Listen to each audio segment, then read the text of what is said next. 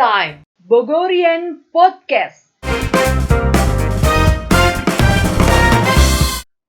Halo teman-teman Bogorian, ketemu lagi di Bogorian Podcast kita kali ini dengan Pak Aldrin. Beliau sebagai CEO dari Samana Group, dan rencananya Samana Group ini bertindak sebagai operator di Bogorian Hotel Resort dan Convention di Tower 2 nanti. Halo Pak Aldrin.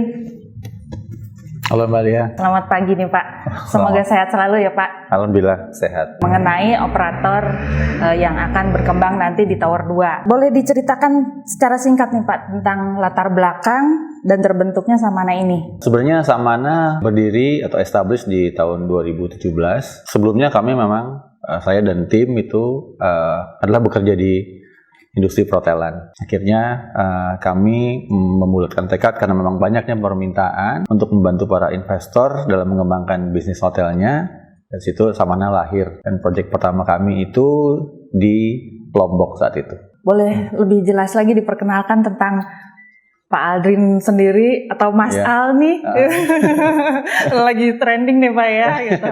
Boleh dijelaskan Pak? Ya. Saya sendiri memang sudah berkecimpung di industri ini kurang lebih 20 tahun. Kemudian terakhir posisi saya adalah General Manager di salah satu hotel bintang 4 di Jakarta. Kemudian saya memutuskan untuk membuat Samana Hospitality dengan beberapa teman. Saat itu di 2017 kami berkesempatan mendapatkan satu proyek di daerah Senggigi Lombok. Kebetulan memang konsep hotelnya adalah villa.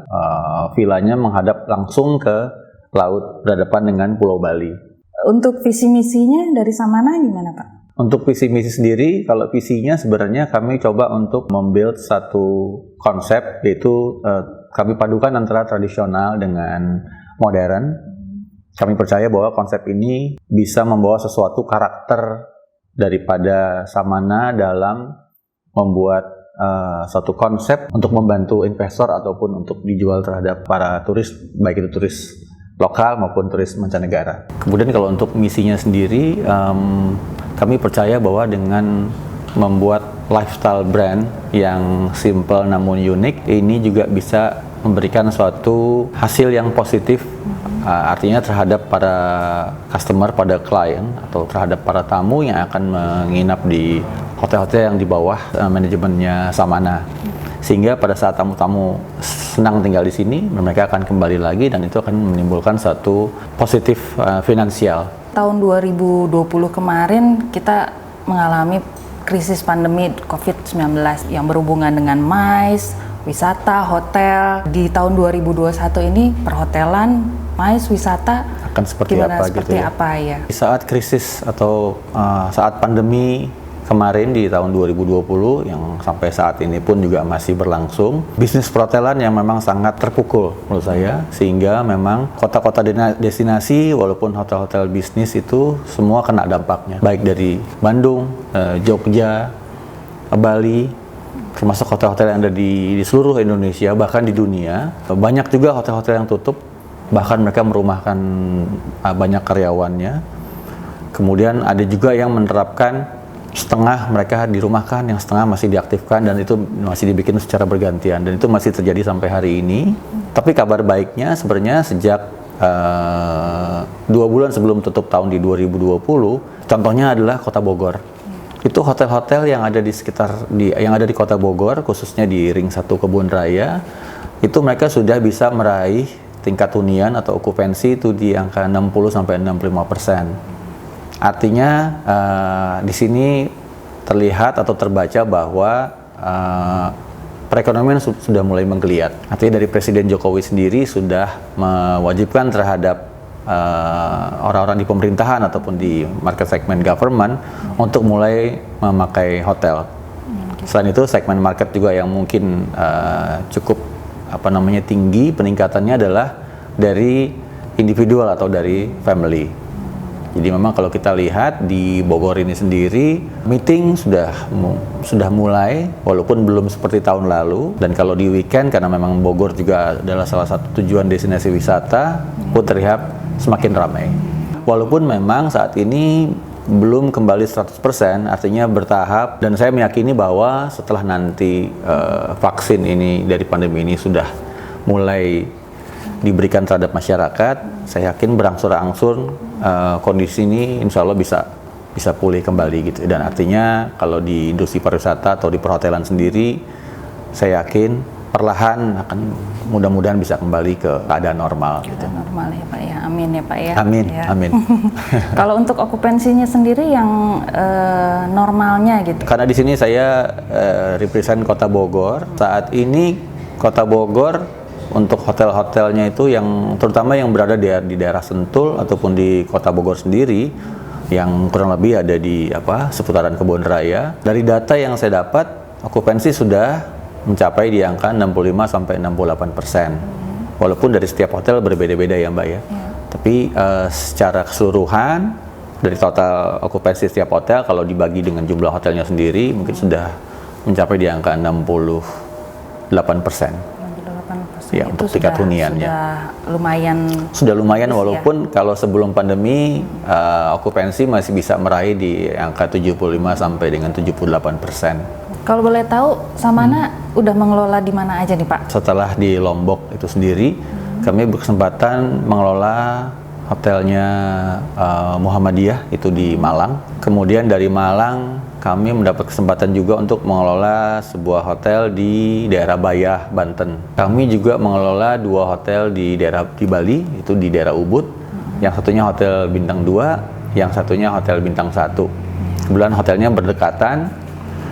Ya Bali kita tahu turis mancanegara cukup banyak dan memang kebanyakan tamu-tamunya berasal dari Eropa. Seperti Belanda, Jerman, Prancis, Itali, dari Rusia juga ada. Gitu. Dari Bali kami juga punya kesempatan mengelola satu resort di Wakatobi. Kemudian yang terakhir yang kami manage adalah ada di Sumatera Barat di daerah Bukit Tinggi, jadi kurang lebih 90 kilo atau 2 jam dari Padang.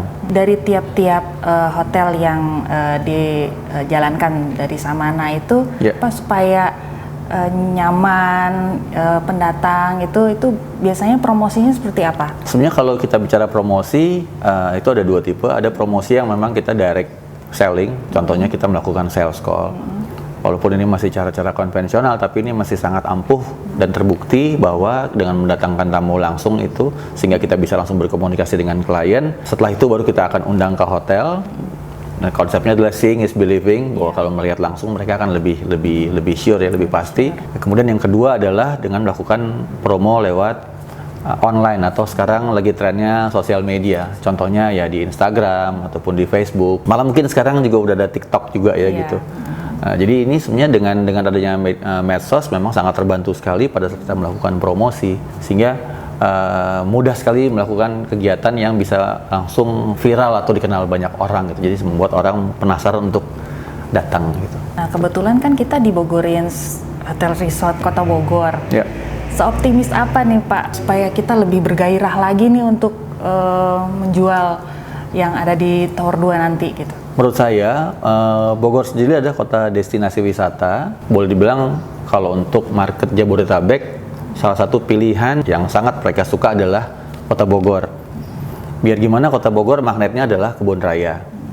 Jadi memang untuk Kota Bogor sendiri saya yakin untuk weekday maupun weekend itu tetap akan ramai. Apalagi daerah Bogorian sendiri itu berada di lokasi BNR ya, atau Bogor Nirwana Residence. Jadi unggulnya daerah ini adalah memang sudah menjadi satu kawasan yang di dalamnya sendiri sudah banyak sekali fasilitas. Nah, menurut Pak Aldrin sendiri, inovasi dan strategi untuk Bogorians Tower 2 nanti gimana ya Pak? Iya, kalau strateginya adalah biar gimana kalau kita dalam membuat hotel, Bogorian sendiri akan tetap membagi akan ada 2 segmen.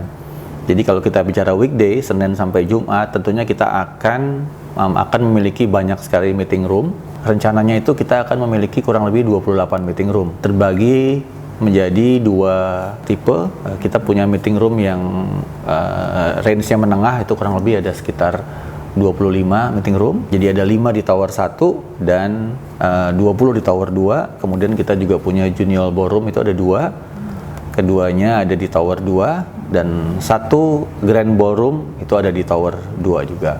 Kemudian bicara fasilitas yang lain, Bogorians juga akan memiliki 3 restoran, 3 outlet, 1 di Tower 1, dengan kapasitas 80 seat. Kemudian yang satu yang besar itu ada di Tower 2, kurang lebih 400 seat. Jadi cukup besar. Dan satu lagi ada di Tower 2 juga, kemudian ada di rooftop, kurang lebih 50 seat. Ini yang luar biasa di rooftop adalah memang kita bisa melihat langsung Gunung Salak dengan 180 derajat yang tadi. Ini memang view yang luar biasa menurut saya.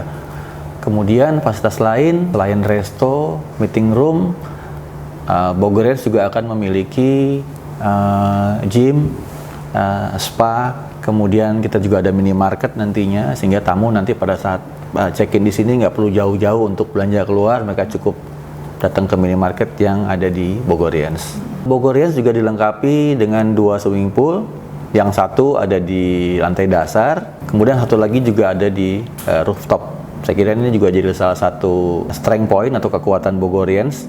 Artinya kalau di atas itu kita bisa membuat banyak event. Contohnya kita bisa bikin gathering, kita bisa bikin acara ulang tahun, kita bisa bikin acara sekretaris, ibu-ibu atau para hijabers gitu ya.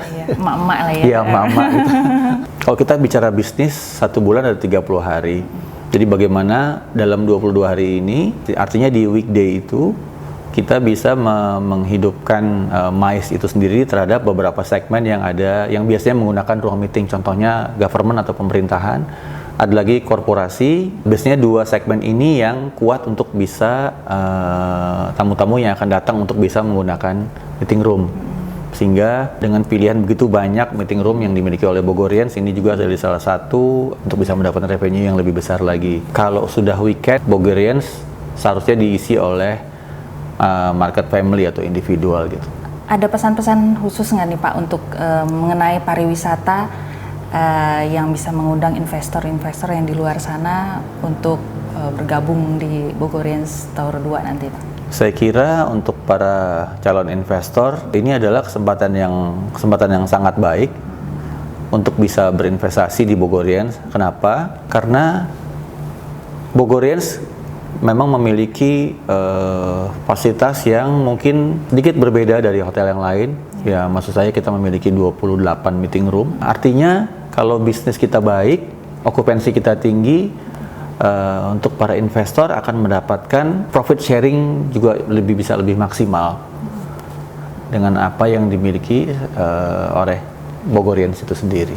Nah, kira-kira pesan-pesan apa nih Pak untuk yang di luar sana bisa berinvestasi di Bogorians Tower Resort ini Pak? Menurut saya ini kesempatan yang luar biasa untuk para investor di luar sana yang mau berinvestasi.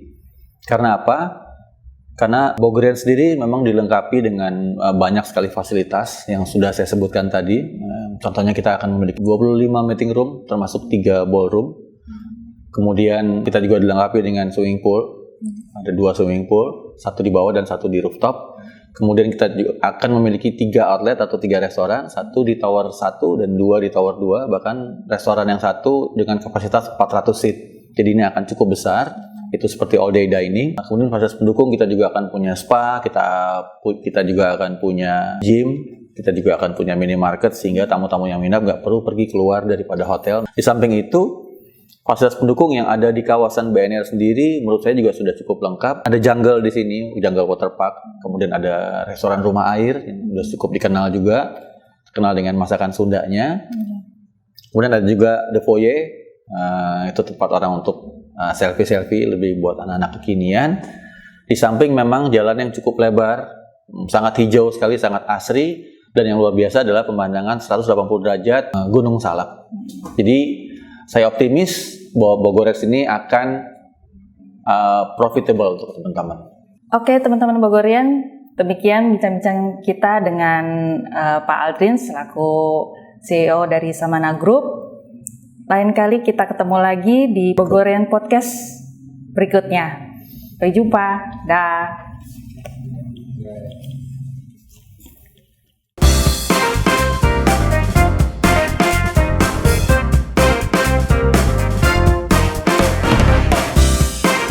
Showtime Bogorian Podcast.